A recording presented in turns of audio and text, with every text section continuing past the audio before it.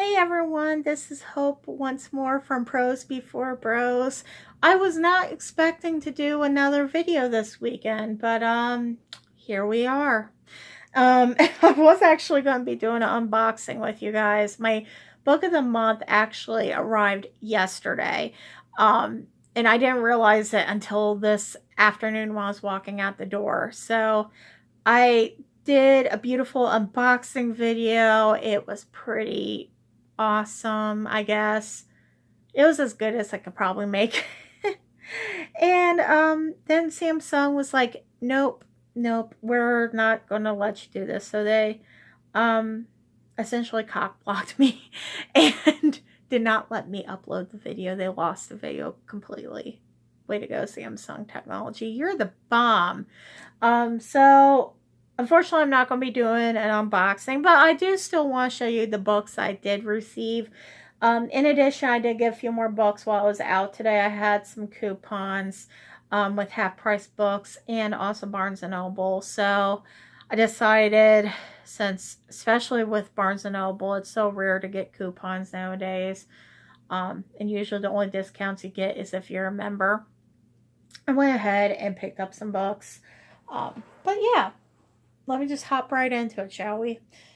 So, disclaimer, I believe I told you guys that I was taking in a hiatus, or I was separating myself from Book of the Month for just a little while, and mainly because I wanted to experiment with other subscription boxes out there. So currently I'm regularly subscribed to Uppercase, which is a YA driven book, like book of the month, essentially, except for you don't pick out the book, if that makes sense. You get a surprise book, and then you get like 4 to 5 items that are surprise bookish items that you get.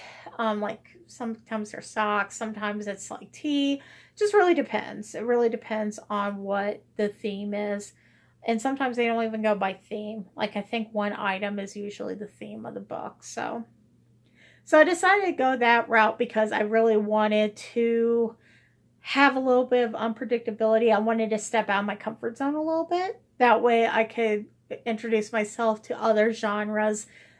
And with Book of the Month, if you're familiar with it, you actually pick out your books. So you don't really get to immerse yourself in different genres. You pick out the books, you kind of have an idea of what to expect with those books.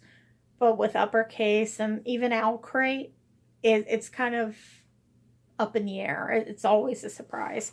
So I decided to take a little break from Book of the Month. That lasted 1 month. Yay, hope. And then I got an email from them, and basically the email was like, Hope, you would really like this book. And of course, it was a book I was dying to read, and I forgot that was coming out in September. So that little mistress there, Book of the Month, she really knows how to get to me. She knows my weaknesses.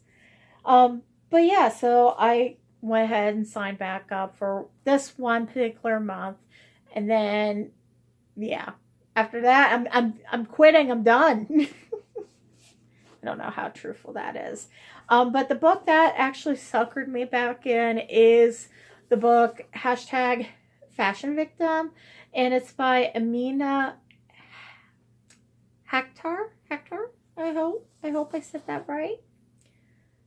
And it's supposed to be, from my understanding, it's like a thriller slash dark comedy situation. And it's about these murders that happen on essentially like the fashion industry. And yeah, I haven't really gone too much detail of it. I know that I've talked to a few people that actually have the ARC copies of this book, and they said they really enjoyed it. And they said, well, I think you enjoy it too. So I got suckered in immediately because $14.99 for a hardback is just an amazing price. Because, yeah, this retails for $26.99.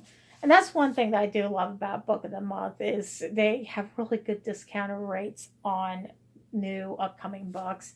But I love the cover of this. It's just freaking cute. And of course, it takes thrillers and fashion, two of my favorite things, and threw it in this book. So, but I like the little thing that comes up, the little mantra, bitches get stitches.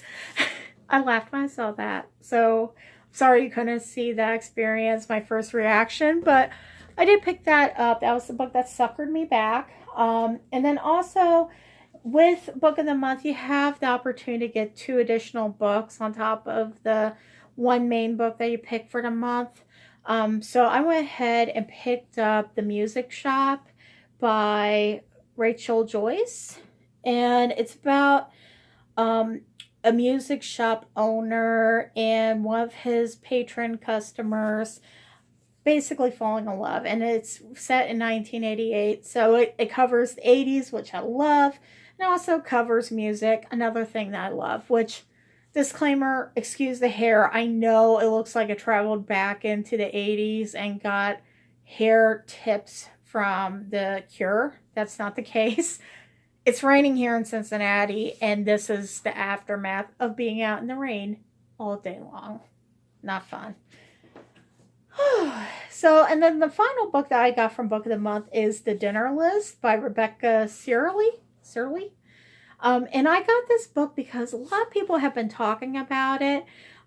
Essentially just saying that it's a very engaging, very entertaining book. But the one key reason why I got it is there's a scene where our main character has dinner with Audrey Hepburn's ghost. And I'm a huge fan of Audrey Hepburn.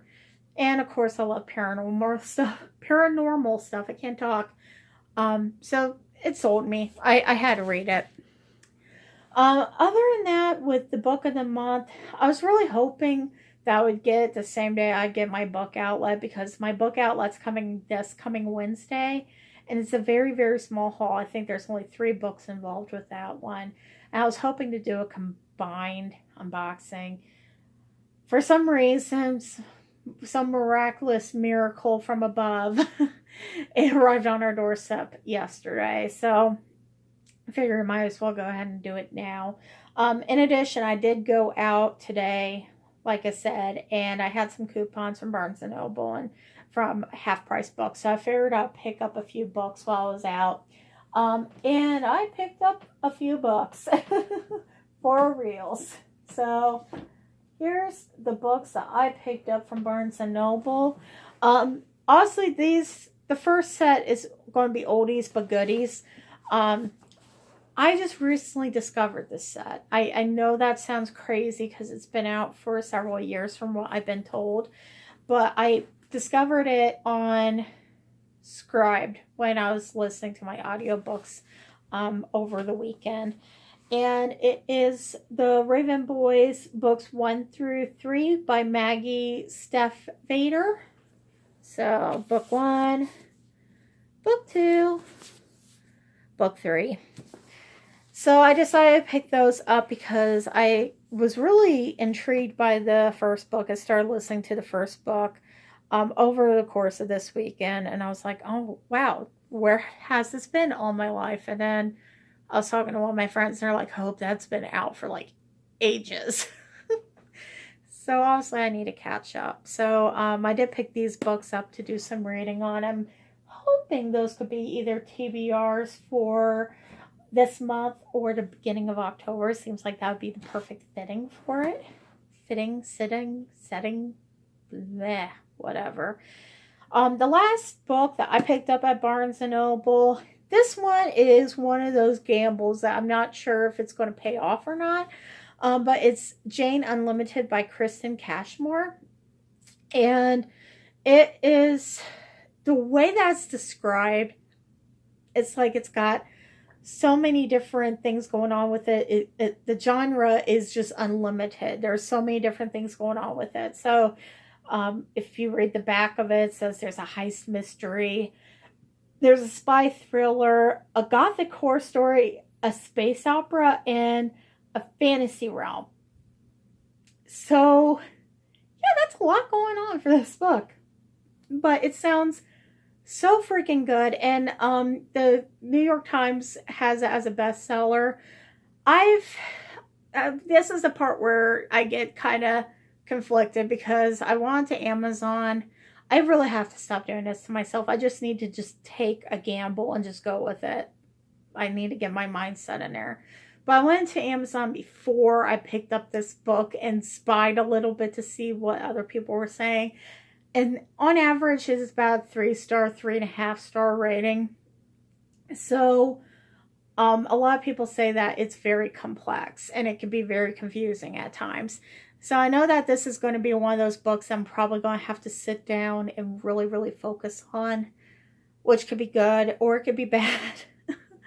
But I figured I would give it a shot. It doesn't hurt to give it a try. The worst thing that happens is I absolutely hate it. But I do like that unpredictable aspect of it where it's not just one set genre, it's everything going on. So there's the cover of that again. If any of you have read this book or have heard about this book, please make sure to leave your comments below. I'd love to hear what you have discovered about it, or if you liked it, or if you hated it. No censorship. So the last thing I did today was I went to Half Price Books. Now, I know on Saturday I went to a Half Price Books here in Mason, which is like a suburb of Cincinnati. I went to Half Price there, got a bunch of coupons, and then I went up north to go see my family, and they have a Half Price Books about 20 minutes away from their house. So I was like, I might as well just stop and walk at least. And their Half Price Books is a little bit better than the one I went to. It's more established, so they have a lot of different diverse books there. And I was not disappointed. So the first book I got is by Isabel Gillies, and it's called A Starry Night. And I wish you guys could see this cover, because the back cover, the background, and you're not going to be able to see it on this crappy phone, so I do apologize, is actually Van Gogh's Starry Night. So I'm a huge Van Gogh fan, so immediately I had to pick up this book, but it sounds like it is a contemporary romance, young adult contemporary romance. So yeah, pick that up. It's $4. I actually got really good bargains on these books. The next book that I got is by Simone Elkeles. And it's called Perfect Chemistry. It is also a YA contemporary, and this one has been out for quite a few years now. But I thought it was interesting. It talks about diversity, talks about different classes in terms of one main character, her name is Brittany. She's typical cheerleader, head cheerleader of her group. And then she ends up falling in love with Alex, who is a gang member.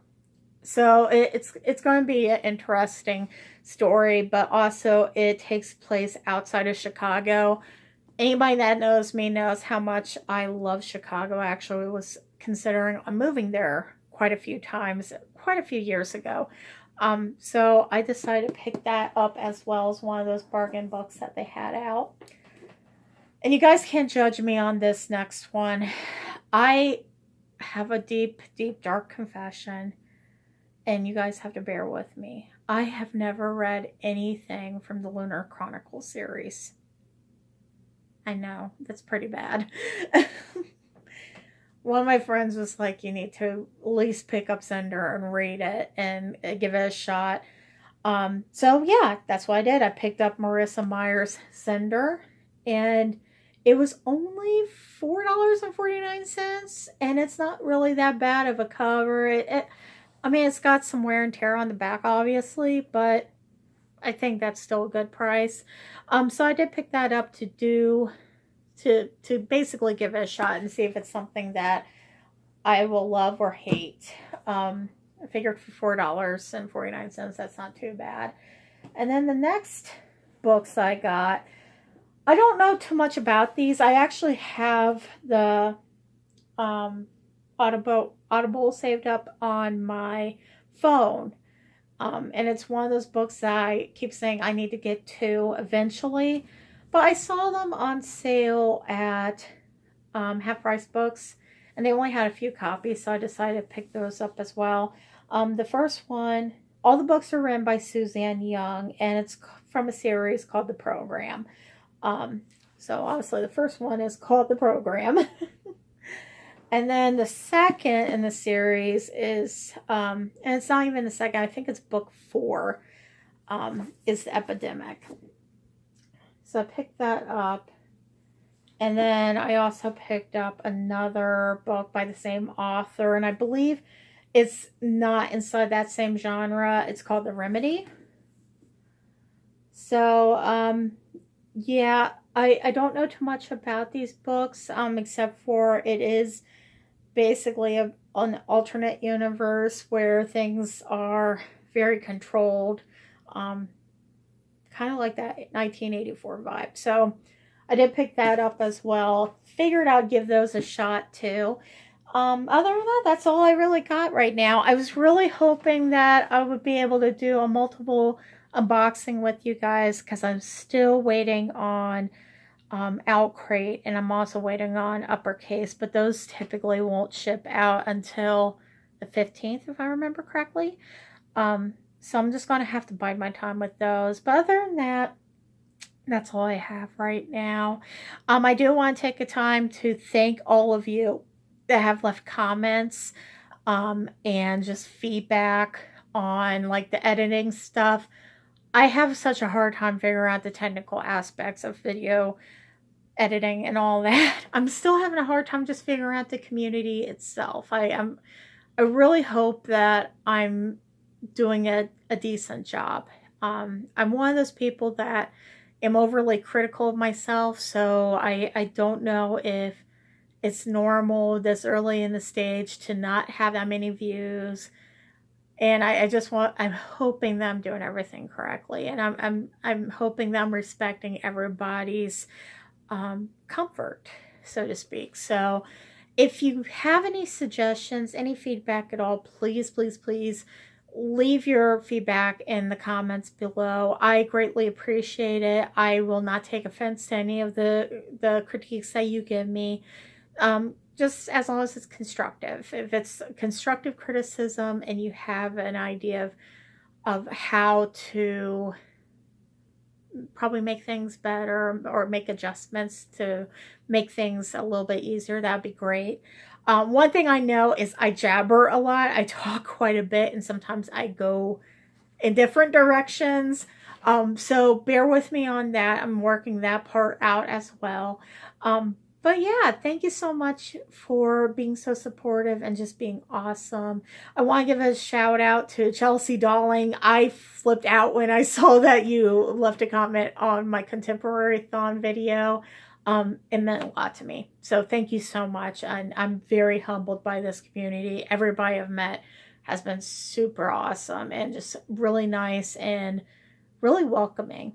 And yeah, that was awesome. I don't know what else to say. Other than that, I think I'm going to stop here. And I feel like I've been saying other than that. And so, quite a bit in the last 18 minutes.